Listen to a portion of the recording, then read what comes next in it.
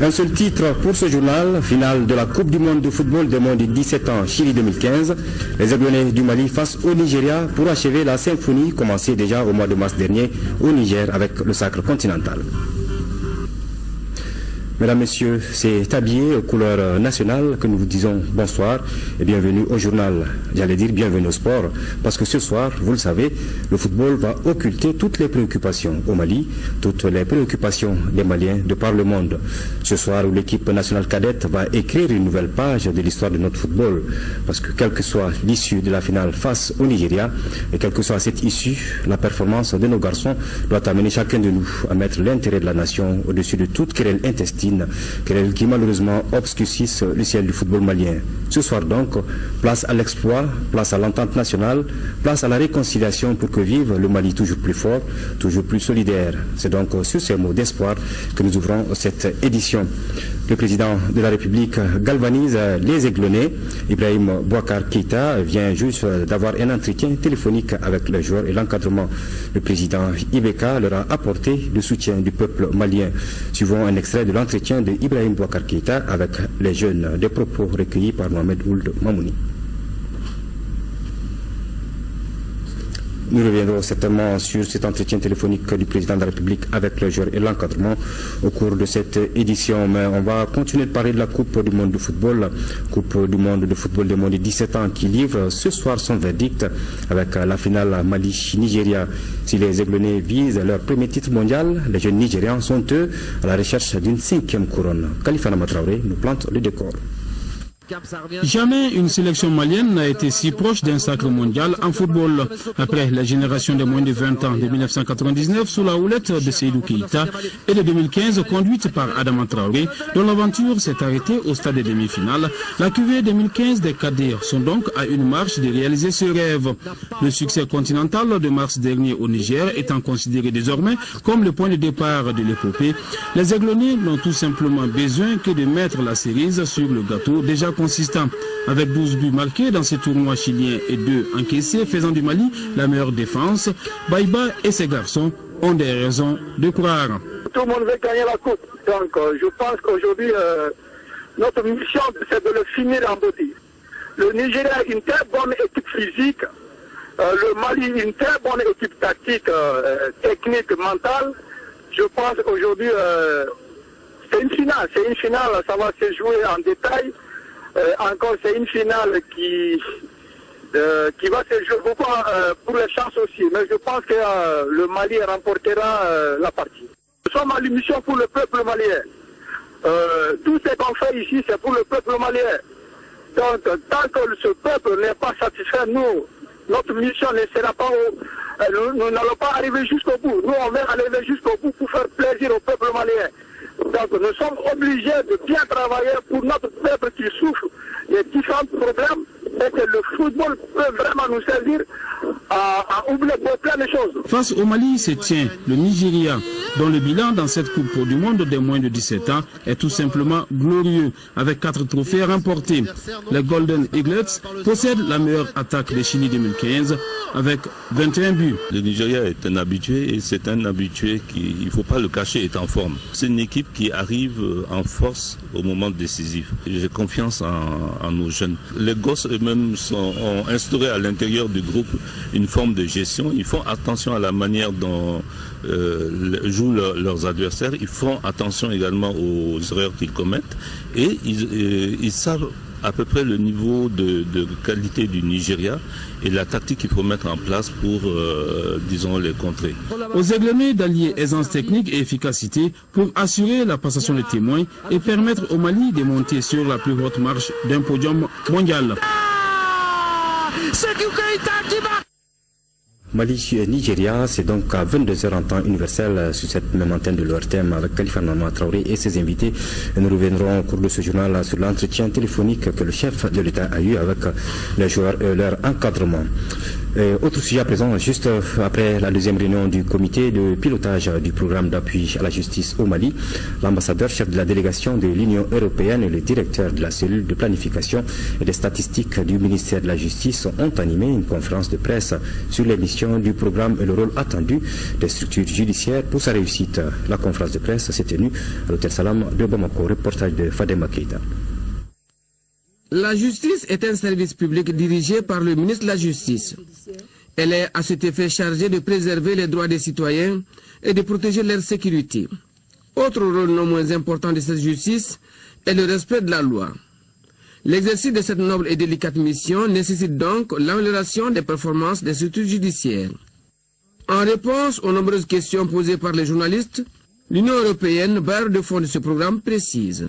Nul ne peut nier que, évidemment, les citoyens maliens ont droit à une justice équitable et transparente, ce qui est essentiel pour la confiance, pour l'épanouissement des citoyens et pour le processus de refondation de l'État, ainsi que pour une lutte efficace contre la corruption. La réussite de cette mission incombe d'une part au pouvoir judiciaire et d'autre part à l'importance de la coordination entre tous les partenaires indispensable pour garantir l'efficacité de l'action commune. Il est articulé autour de 3 axes: le renforcement des capacités opérationnelles des structures centrales, des structures juridictionnelles, les questions d'accessibilité à la justice, le problème qui est aujourd'hui au cœur de toutes les préoccupations, c'est la gouvernance. Le programme d'appui à la justice du Mali, PAGIEM, est financé sur le 10e FED à hauteur de 8 milliards de francs CFA pour une durée opérationnelle de 4 ans. Il s'inscrit en complément des programmes ayant pour objectif la stabilisation du Mali.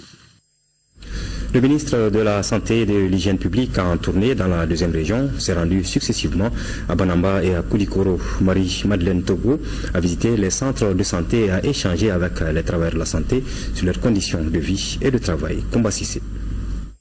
Le ministre de la Santé et de l'Hygiène publique effectue sa première tournée en deuxième région. Marie-Madeleine Togo a visité les centres de santé de Banamba et de Koulikoro.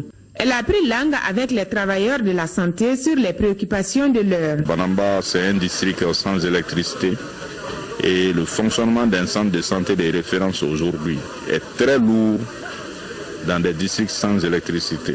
Et également les problèmes d'insuffisance de personnel, d'insuffisance d'équipements médicaux pour la qualité des soins et services de santé. Au niveau du centre de santé de référence de Koulikoro, nous avons le matériel d'anesthésie qui manque, le matériel qui manque au niveau du laboratoire. Le laboratoire est très exigu d'ailleurs.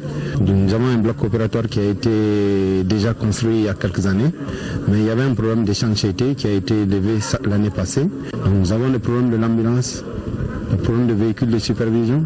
Le ministre Marie-Madeleine Togo a pris bonne note de ces difficultés et se propose de les résoudre convenablement dans la mesure du possible.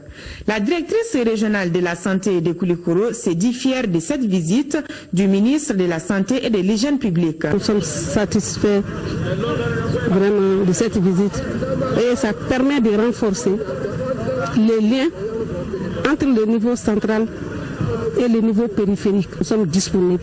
Nous devrons pouvoir rester mobilisés auprès d'elle, effectivement, pour que nous puissions l'accompagner dans cette mission noble. Auparavant, le ministre Marie-Madeleine Togo avait rendu visite aux notabilités de Koulikoro et de Banamba. Celles-ci ont fait des bénédictions pour un Mali fort et uni. Dans le premier dossier de ce soir, nous nous intéressons à la réinsertion des anciens détenus. Notre équipe de reportage dirigée par Khadija Toukone est allée à la rencontre de Wassa Aïdara, une artiste chanteuse ancienne détenue qui, après la prison, mène normalement sa vie. Le rôle de la famille, de l'entourage et de la société est nécessaire dans la réinsertion des anciens détenus, sans oublier l'aide non négligeable des associations et administrations. L'exemple de Wassa Aïdara a intéressé Khadija Toukone.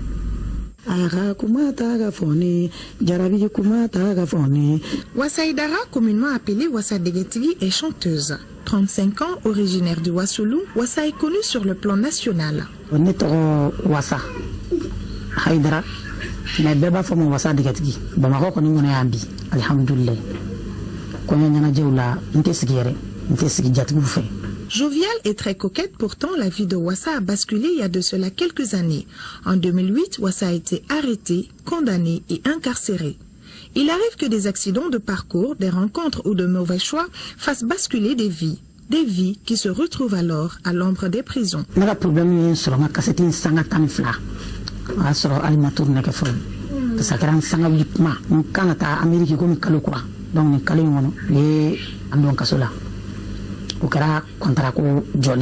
Ouassa passa 3 ans, 9 mois de sa vie en prison. C'est ici, au centre de détention de Bolé, qu'elle a purgé sa peine. Un moment très difficile. Parce que ni kala made ne ka sigi yoro kelen itaka yoro la ama no ngwa nduma maseka akun kosebe. Auparavant, la prison était un lieu de punition, mais au fil du temps, elle s'est transformée pour devenir également un lieu de réflexion. En effet, un détenu peut prendre du recul sur ce qu'il a fait et peut envisager une nouvelle vie après la prison que l'on pourrait nommer la réinsertion.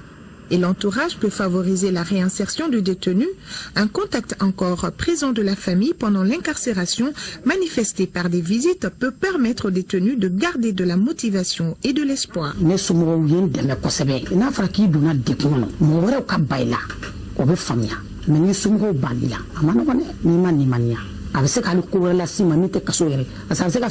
Une dégradation psychologique et physique est aussi une barrière à la réinsertion, notamment si la durée de la peine est longue. La famille a un grand rôle. Lorsqu'on ne sent pas un bon réseau de soutien social autour de soi, on peut déprimer, on peut stresser. Et cela peut déboucher sur ce qu'on appelle un risque de suicidaire. La société joue aussi un grand rôle dans la réinsertion de l'ex-détenu, car ce dernier se trouve la plupart du temps catalogué par celle-ci. Il y a des facteurs de risque et des facteurs de protection. Quand vous n'avez pas un environnement qui vous accueille, vous n'avez pas un environnement qui vous comprend, il y a un risque que vous ne puissiez pas vous intégrer. Mais par rapport aux facteurs de protection, quand vous avez un environnement qui vous comprend, qui vous soutient, qui vous accompagne, il y a une possibilité totale de vous réinsérer. L'insuccès n'est pas présent dans tous les cas et certains ex-détenus, grâce à leur famille et entourage, réussissent à se réinsérer. Ouassa a été beaucoup soutenu par son mari.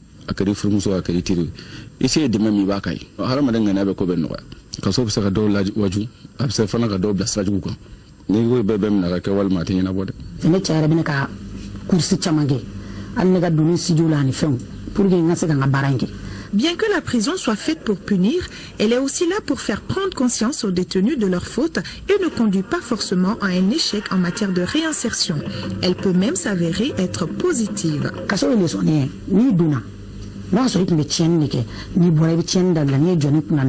que ni duna yere be min nyala ni bore ta ala deli e ka se ntu gore bolli sondo bono tigila mo bora kan lu deme pour que l'administration pénitentiaire fait de son mieux en formant les détenus dans certains métiers comme la fabrication du savon, la couture, la cordonnerie, etc.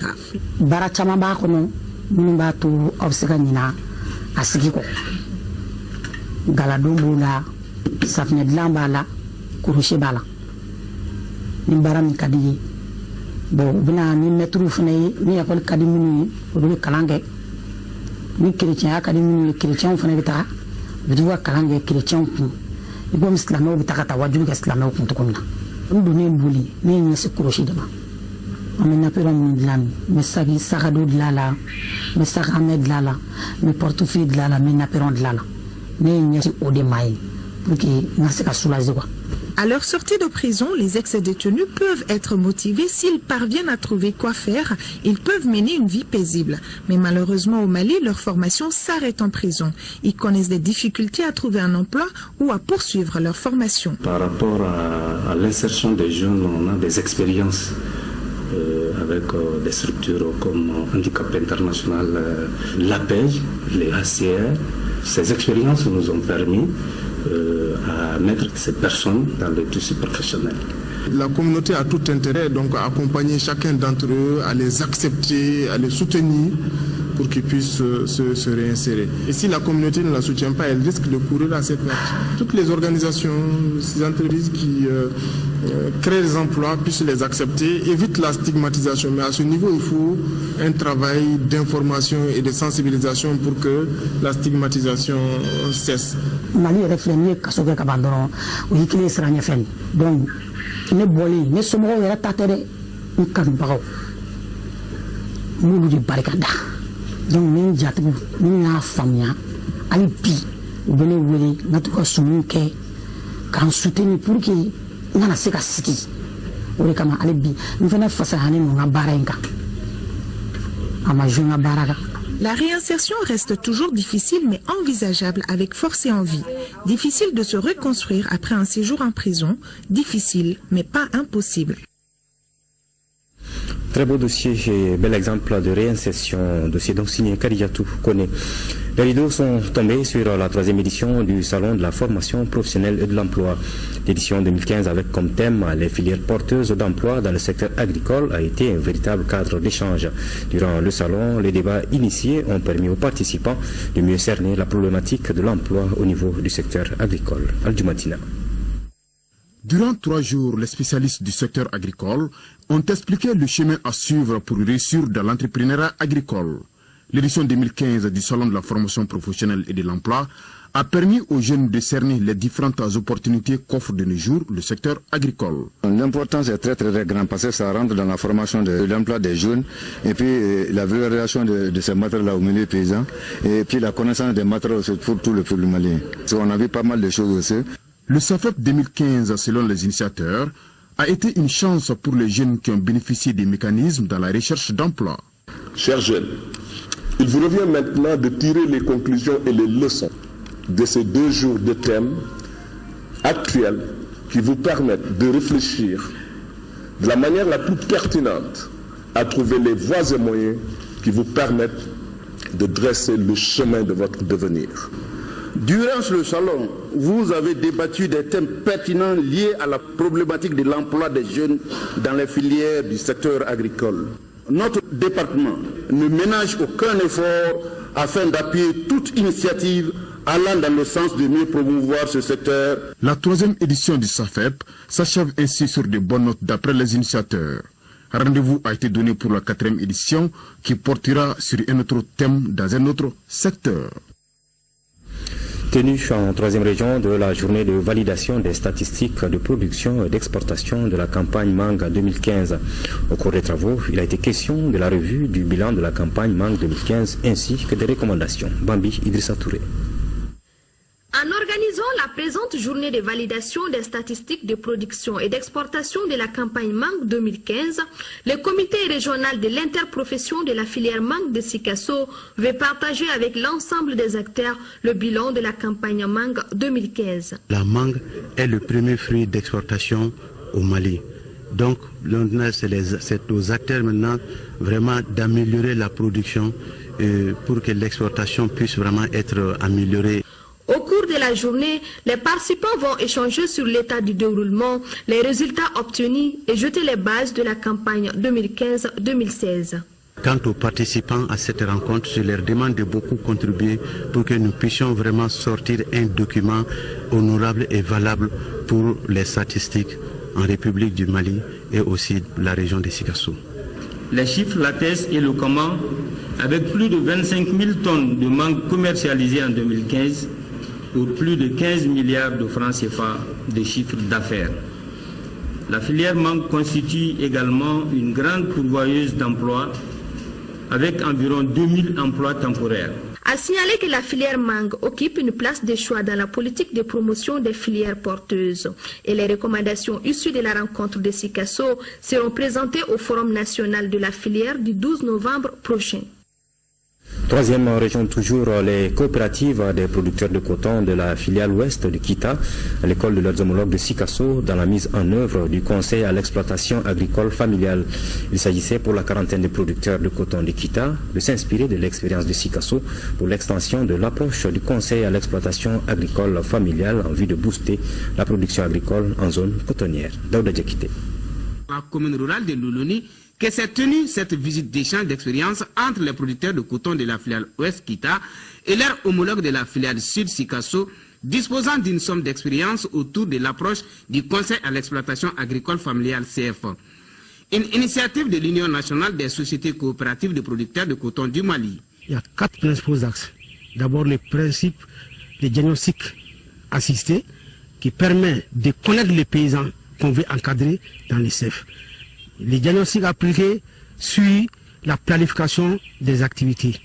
Après l'exécution des activités, il y a la période de restitution et bilan. Les producteurs de Kita sont venus voir l'expérience que nous, on a eue.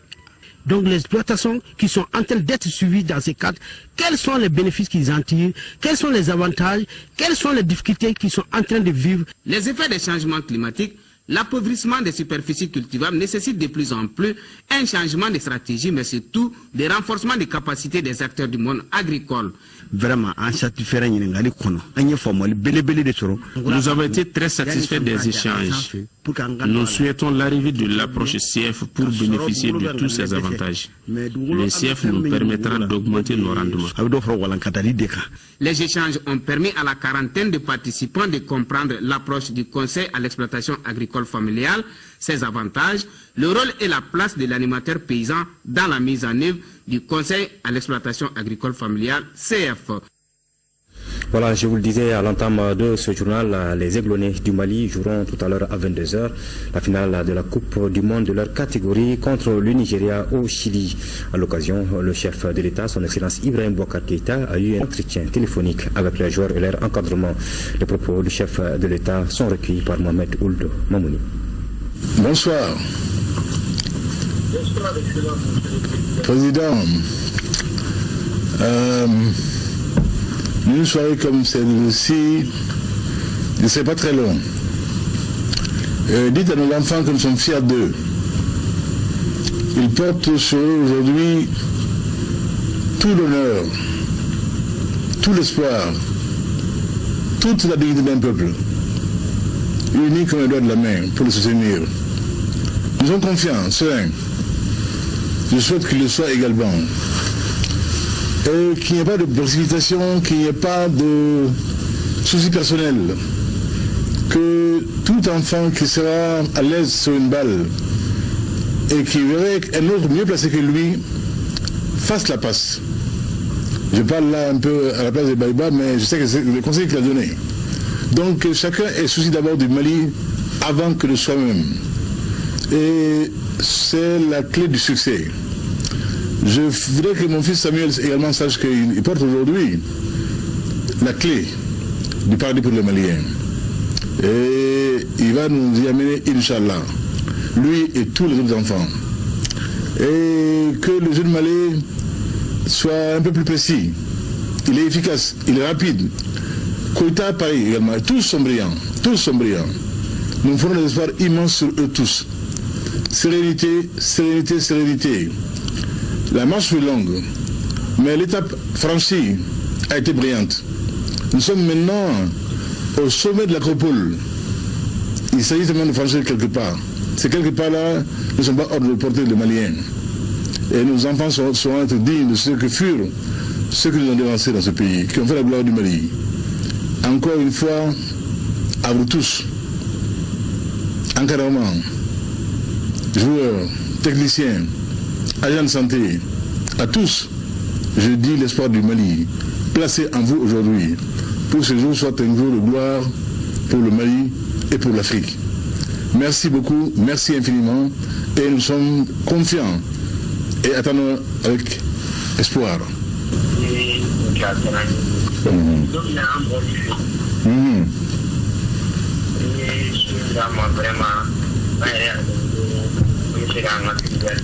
Kabido n'a pas fait sur la moya à faire réaliser Kabisa Taïrodjan. Merci.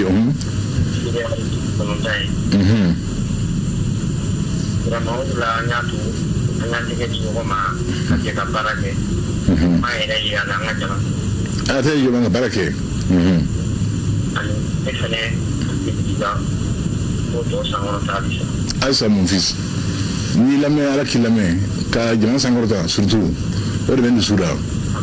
Et à Ouattayé va faire un Ndé à Yalagné. Kayavana fera Kungorta. Il m'a donné un peu fort. conseil de connaisseurs et message de soutien du chef de l'État aux joueurs et à leur encadrement. Les joueurs qui vont donc évoluer tout à l'heure à 22h temps universel contre le Nigeria lors de la finale de la Coupe du Monde des cadets Chili 2015. Tous nos encouragements et bonne chance à nos garçons. Le lancement des 30 ans de l'ONG Smara a eu lieu à Niafunké, dans la région de Tombouctou. Les activités ont été présidées par le préfet du cercle de Niafunké en présence de certains responsables de Smara au Mali. Les populations sont sorties massivement pour recevoir des soins gratuits pendant plusieurs semaines. Commentaire de Mohamed Ould Mamoudou. Pour marquer ses 30 ans de présence au Mali, l'ONG Smara Santé Mali Rhône-Alpes a choisi Niafunké dans la région de Tombouctou pour une cérémonie de lancement de ses activités. La meilleure manière de célébrer les 30 ans de présence d'une ONG de santé, c'est vraiment de la célébrer sur le terrain et surtout en faveur de cette population qui en a tant besoin. 3 médecins spécialistes ont été déployés sur le terrain pour renforcer l'équipe sur place. Des soins gratuits en ophtalmologie, pédiatrie et en dermatologie ont été offerts aux malades venus nombreux pour la circonstance. Il y avait par exemple en ophtalmo déjà plus de 300 personnes inscrites sur la liste. Et c'est des populations qui sont venues de l'intérieur. Ils ont fait un petit séjour dans la ville pour pouvoir avoir accès tôt à ces soins. Et en pédiatrie, nous voyons déjà le rang, ils étaient déjà environ une centaine. En dermato, on n'en parle pas. Et en dermato, c'est même très visible car c'est des populations qui sont là avec des affections dermato qu'on voit déjà à vue d'œil. Smara est l'une des rares ONG humanitaires qui est restée avec les populations du Nord pendant l'occupation et ne compte pas s'arrêter en si bon chemin pour le bonheur des populations. Le projet d'appui au processus électoral au Mali, le PAPEM, à travers le ministère de l'administration territoriale, vient donc d'offrir au cercle de Ségou 31 motos pour faciliter le travail des agents d'enregistrement et de collecte d'informations des données d'état civil. La remise de ces motos s'est déroulée jeudi à Ségou. Les agents des 30 communes du cercle de Ségou ont donc chacun bénéficié d'une moto. Le préfet Daniel Dambélé, en procédant à la remise des engins, a demandé aux agents d'en faire bon usage.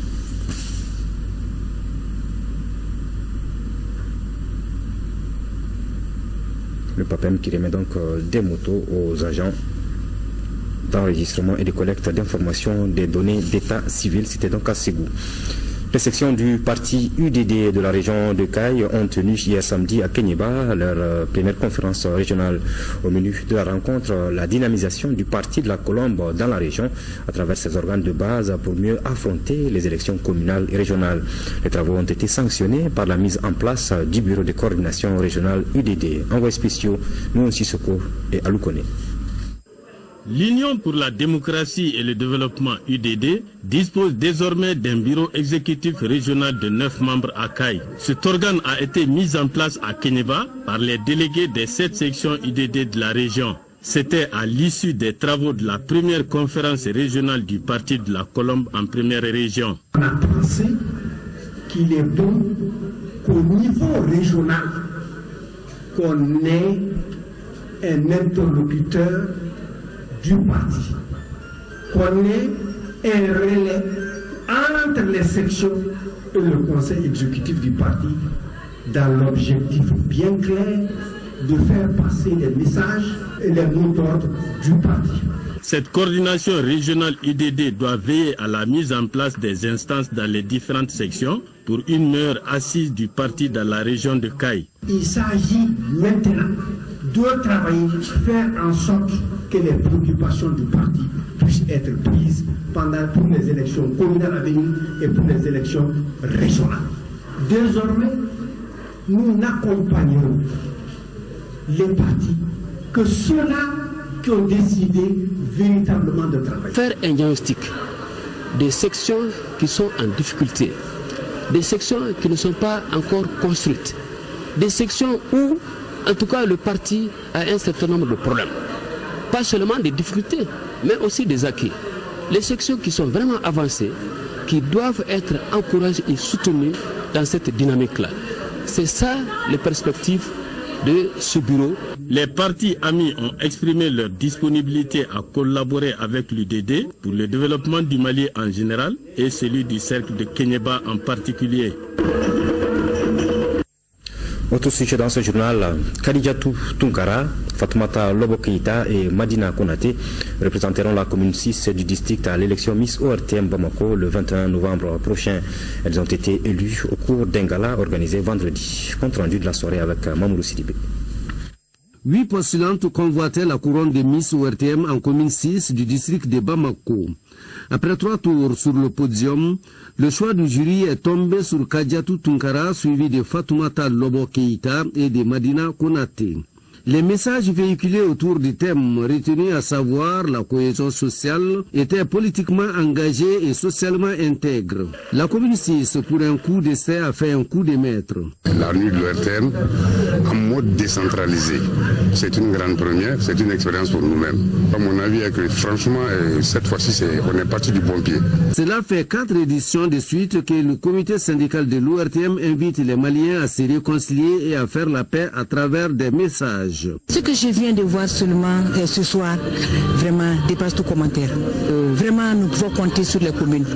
La cohésion sociale. C'est quoi la cohésion sociale? Ben, Anil Lafia. Sans cohésion, il n'y a pas de paix. Qui parle de cohésion parle de communauté. On ne peut pas parler de cohésion sans parler de commune. On va d'abord à la base. Côté culturel, Machata Sampana, Petit Alpha, Maïmouna Dambeli, Cléla Papa et Mariam Taï ont tenu le public en haleine. En 5e région, c'est Aoussa Diko qui succède à Mariam Traoré comme Miss de la région de Mopti. Elle a été élue lors de la nuit ORTM Mopti 2015 pour représenter sa région à la finale de la nuit ORTM à Bamako. Reportage de Moustapha Doumbia. Elle s'appelle Aoussa Diko, 18 ans, 1,75 m pour 55 kg. Elle fait la terminale Sciences économiques et sociales au lycée Hawaii Maïga de Mopti. C'est elle qui est élue Miss ORTM Mopti 2015 à l'issue d'une élection qui a regroupé 8 postulantes toutes âgées de 18 à 21 ans. Je tiens tout juste à remercier ma mère et Inch'Allah, je représenterai Mopti à Bamako comme il se doit. Aoussa Diko a pour première dauphine Fatoumata Diarra, âgée de 21 ans et détentrice d'une maîtrise en droit public. La deuxième dauphine, Gabdo Guindo, est également âgée de 21 ans et fait la 3e année de l'Institut national de formation en sciences de la santé de Mopti. La Miss et ses dauphines ont été choisies suivant des critères parmi lesquels le teint, la taille, l'éloquence et la culture générale. Cette soirée est placée sous le signe de la cohésion sociale. La notion de cohésion désigne l'unité de volonté qui permet à nous, Maliens, d'envisager ensemble notre destin commun d'aboutissement historique qui nous a permis de constituer un même territoire, une vie économique commune. C'est l'occasion pour moi de vous demander, autant que faire se peut, de réfléchir à comment participer tous les cercles. Une organisation Miss ORTM au niveau de tous les cercles permettrait tout simplement de donner de la hauteur à l'événement. La Miss 2015 de l'ORTM Mopti a remporté une moto Jakarta offerte par la marraine l'honorable Belko Samasekou. Les premières et deuxièmes dauphines ont reçu respectivement 250 000 et 150 000 francs CFA. A noter que la nuit a été animée par les artistes Foukenji, Issa Sori Bamba et d'autres artistes locaux.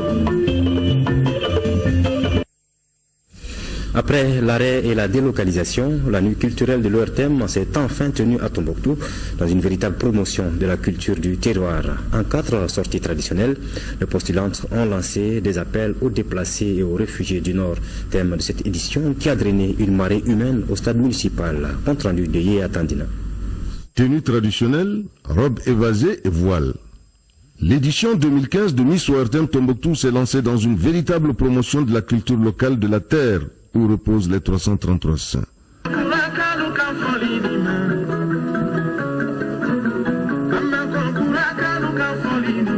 Le stade municipal pris d'assaut par les populations nostalgiques de ce spectacle que le comité syndical de l'ORTM les a toujours gratifiés. L'ORTM, dans sa mission de sensibilisation, d'information et d'éducation, a toujours su opposer le bouclier du dialogue à l'échange et de la concertation aux interpellations de la passion et de l'incompréhension. Et c'est là pour que les poudres qui soutiennent l'édifice commun résistent à l'horizon. La paix et la réconciliation favorisent le retour des déplacés et réfugiés. C'est le thème de la présente édition que les différentes postulantes ont eu à relayer.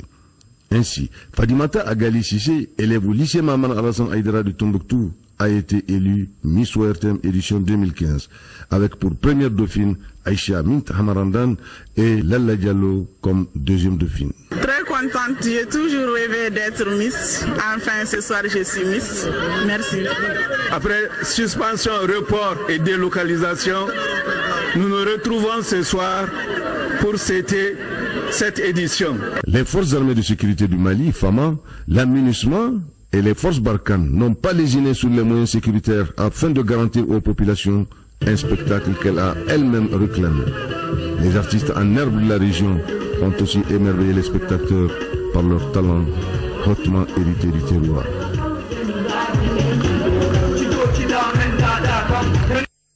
Voilà, bonne chance à toutes les Miss.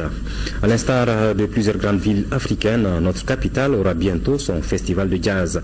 La première édition de Bamako Jazz Festival se tiendra en effet du 10 au 13 décembre prochain. L'annonce a été faite ce week-end par les organisateurs qui sont en majorité membres du Jazz Club de Bamako, structure initiatrice de l'événement. Mouribo Soirée. Le jazz est né de la fusion du blues et de la musique européenne avec la musique populaire des Noirs américains du sud des États-Unis, notamment la Nouvelle-Orléans. Créé au début du XXe siècle, ce courant musical est aujourd'hui répandu à travers le monde. À Bamako, des férus et autres adeptes de cette sonorité, sous la coupole du Jazz Club de Bamako, ont décidé de créer le Bamako Jazz Festival. L'objectif, c'est de nous faire plaisir en tant que passionnés du jazz, mais aussi de permettre à nos jeunes musiciens de pouvoir travailler avec des musiciens de dimension internationale. Fidèle au caractère fusionnel du jazz, Bamako Jazz Festival s'annonce inclusif et en perpétuelle richesse de sonorités. La Moudia qui n'est pas du jazz, mais qui fait des musiques, qui fait plutôt de la musique urbaine. Et à ce titre-là, cette musique sera associée au jazz. Réunis autour du directeur artistique de ce festival, le multi-instrumentiste Cheikh Tidiane Seck, des stars internationales du jazz, en synergie avec des sommités de notre musique, seront au cœur de ce rendez-vous de Bamako. Parmi elles, notre compatriote Ina Moudja. Très fière et très honorée de faire partie de cette première édition parce que ce n'est que le début. Et l'idée de partager la musique, qu'elle soit jazz, qu'elle soit musique du Mali, c'est une grande fierté pour moi d'être associée à ça et on espère que ça va donner envie à de plus en plus d'artistes de venir jouer à Bamako. Cette première édition de Bamako Jazz Festival investira plusieurs espaces de la ville de Trois-Caïmans pendant 3 jours. À travers une programmation exceptionnelle, la manifestation offre aux mélomanes un savant mélange de musique traditionnelle malienne et des sonorités jazz du monde entier. Le dossier culture ce soir met sous les projecteurs un modèle de persévérance des personnes en situation de handicap. Il s'agit de Amadou Touré, installé à Irimadjo. C'est un artisan qui fabrique des répliques d'engins roulants ou volants à partir des objets de récupération. L'artisan du jour a reçu la visite de notre équipe de reportage dirigée par Cheikh Omar Sangaré.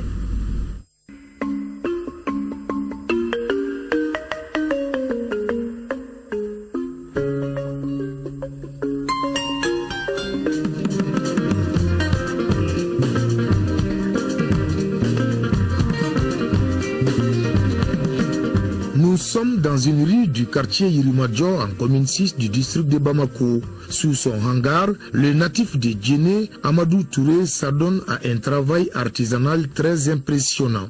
Il fabrique manuellement des engins roulants ou volants en miniature.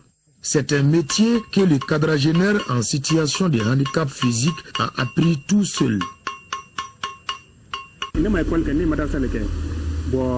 J'ai plutôt fréquenté la Madersa et non l'école française.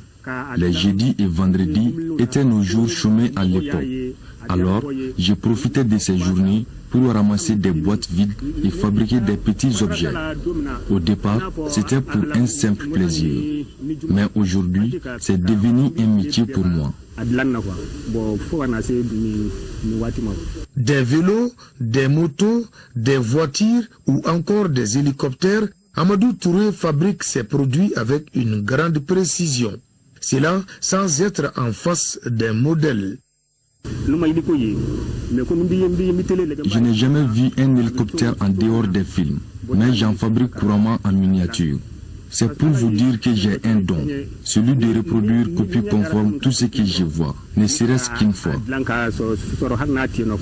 Pour confectionner ces articles, notre artisan utilise les fils de fer, les morceaux de plastique et les boîtes de conserve qu'il paye avec les enfants entre 5 et 100 francs CFA.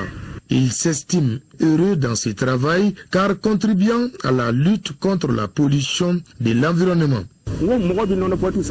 Les gens jettent les objets en caoutchouc et autres boîtes de conserve après usage. À mon tour, je récupère ces boîtes pour fabriquer les articles que vous voyez. À mon sens, cela est une contribution à l'assainissement de notre environnement. L'artisan prend son travail au sérieux car il vit de ça. Ses productions gardent les couleurs des matières de base et sont payées par les passants qui les utilisent soit comme décoration de maison, soit comme jouets pour enfants. Les prix varient entre 2500 et 15 000 francs selon les articles.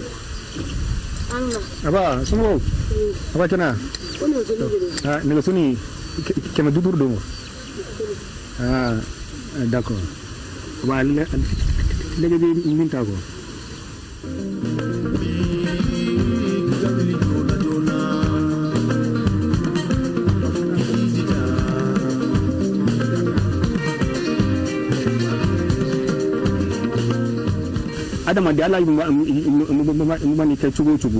Je crois que l'homme ne doit jamais se sous-estimer quelle qu'en soit sa nature. C'est pourquoi je me plais dans mon travail, grâce auquel je ne mendie pas dans les rues. Il faut travailler, car seul le travail libère l'homme. Sa situation physique est un obstacle au développement de son petit métier. C'est pourquoi Amadou Touré appelle à l'aide des bonnes volontés. J'ai besoin d'un atelier pour mieux travailler. Mais ma grande difficulté reste le manque de moyens de déplacement. C'est pourquoi j'en appelle à l'aide aux bonnes volontés. Si je trouve un vélo ou une moto tricycle pour personnes handicapées, je pourrais me déplacer pour écouler mes produits.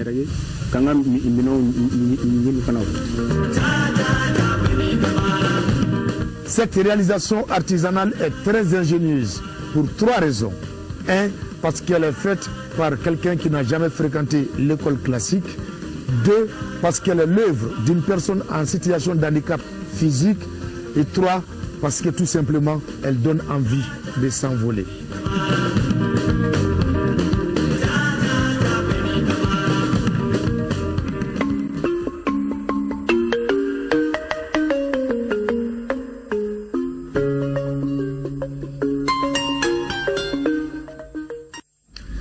C'est la fin de cette édition d'information, mais ne touchez pas à vos télécommandes et joignons-nous tous à Koyi Sibi et à ses invités qui seront là tout à l'heure sur ce plateau pour vous permettre de vivre en direct la finale du mondial des cadets entre le Mali et le Nigeria. Joignons-nous tous donc à eux pour souhaiter bonne chance à l'équipe nationale cadette du Mali pour un premier sacre mondial. Merci et bonsoir.